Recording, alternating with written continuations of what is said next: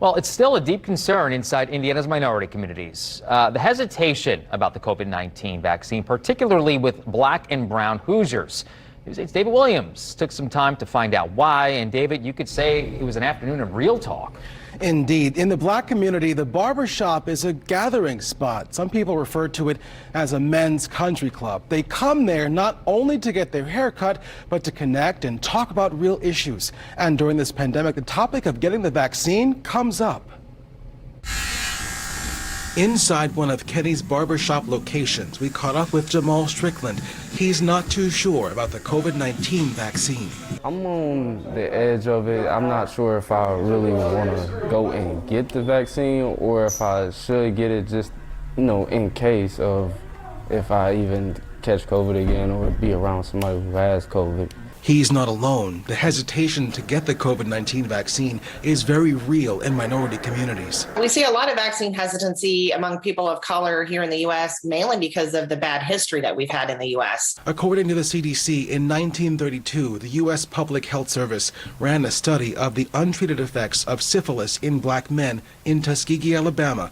They ran the study on more than 300 people without notifying the participants about their disease. Researchers told the men they were being treated for bad blood, but they really did not receive the proper treatment to cure their illness. And so we see that play out in some of the hesitancy. I know the Kaiser Foundation had done a report recently looking at vaccine hesitancy, and a lot of Blacks and African Americans said they are hesitant to get the vaccine. They want to take that wait and see approach, basically. And even though the mortality rates are so much higher among Blacks and Hispanics. All of this hits very close to home for Kenney's Academy of Barbering owner, Gregory Kenney. He lost his two brothers to COVID. They died a month apart from each other. The message I want to send is get the shot. Get the shot. It can save your life. It can save the lives of your family, your friends, and your community. Get the shot. It has nothing to do with the color of your skin. This is about health and life or death.